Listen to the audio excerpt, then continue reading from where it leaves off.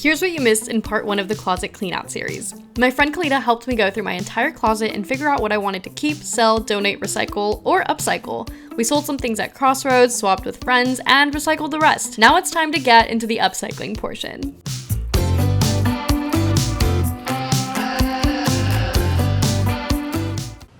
My entire closet and realizing how big the pile of clothes that I wanted to alter or upcycle was, I decided I was going to split this into 2 different videos. So today's alterations are going to be quicker fixes, things that are really easy if you're a beginner, things like fixing a button, fixing a hole, different types of hems, and even making pants a little bit longer. The next alterations upcycle video will be a little bit more intense on the alterations, things that need a little bit more work. But for today, I wanted to keep it quick and easy and show you guys some really simple fixes, things that I really should have done so long ago to be able to wear these clothes again, because the way some of these fixes literally take 2 minutes and I've just let them pile up for so long is so bad. So take this as your sign to actually get to that alteration pile that you have in your closet and start fixing your clothes. That being said, let's get into it.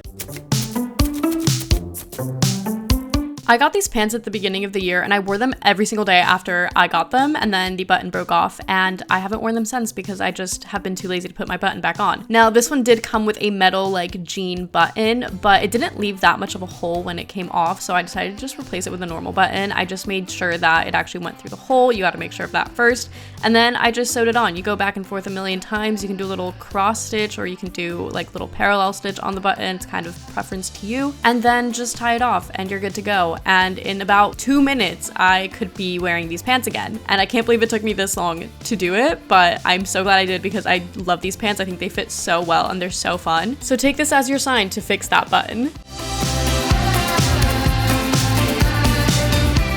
I got these super cute Dickies pants from Megan at the clothing swap she hosted, and they fit really well, but I find them to be a slightly awkward length, which is crazy because I'm short, so this never happens. But I'm gonna take them out since usually pants have an extra 1 to 2 inches tucked away in the hem, and you can obviously leave it raw or re-hem them, but I love the raw edge finish, so I left them as is, and I think this length is much more suitable for me than the previous one. I genuinely don't understand why they were so short, but I think I love these so much more now.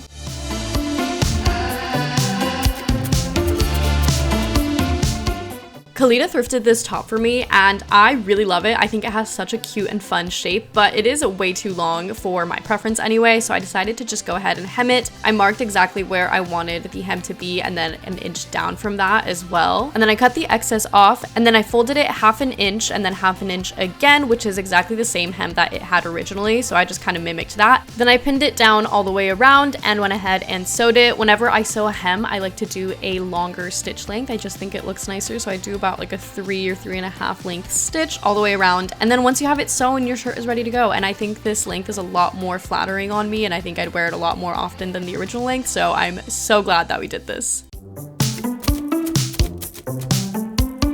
I've had this top for a few years and I've worn it quite a lot, but I feel like it just needed a little bit of a refresh because I don't tend to gravitate towards it anymore, but I still love it. So I decided to just crop it, but then also cinch it with some elastic. So I went ahead and trimmed off how much I wanted, and then I finished off the hem by serging it and then flipping that upwards about 1/4 of an inch and sewing that down.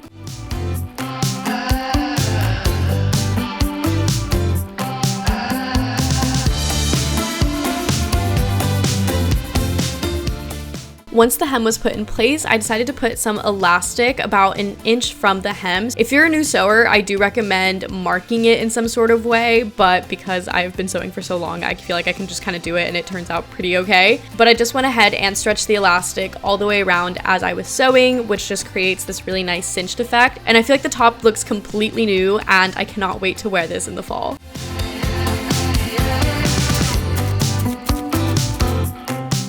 I thrifted this dress the summer that I moved to LA and I actually love it so much. It's so cute, but the lace kind of ripped on it and I wanted to try to fix it before I had to completely get rid of it because it just fits so well and it's so cute. So I don't know how well this will hold up, but because this is a thicker lace, I kind of just hand sewed it back together in the bits that I could so that it kind of laid flat again. This isn't gonna work for every lace dress ever. I feel like this only works because this lace is specifically a lot thicker, and I'm not sure how well this is gonna hold up over time, but I'd rather try to get a few extra uses out of this dress than have to completely get rid of it right away because it's just so cute and I'm obsessed. And I will say, it actually turned out pretty well, and you can't really tell that I hand sewed this down. And again, this is one of those things that took me maybe 5 minutes max, and it's been sitting in my closet for 2 years without me being able to wear it. So this is your sign to start fixing your clothes.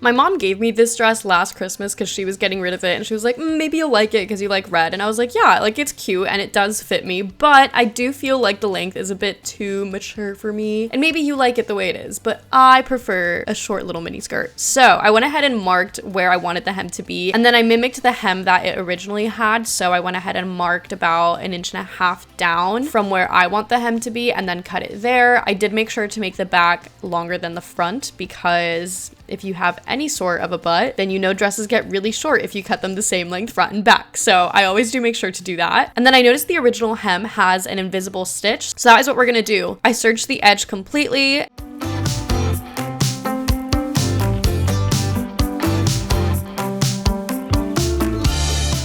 And then I pinned it up on the hemline that I originally created, which was at about 1.5 inches.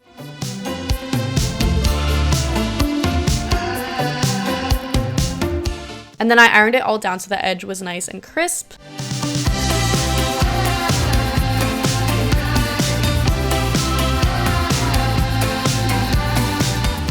And now it's time to actually hand sew it. When you're doing an invisible stitch, the whole point is that you don't want to be able to see the stitch on the outside. So you basically have to grab the tiniest bit of thread from the fabric to loop your thread through, and then you grab the hem. And you go back and forth like that on the entire hem. It takes a bit of patience and a bit of practice, but once you flip it over to the other side, it is so clean and you can't even tell that it's been stitched.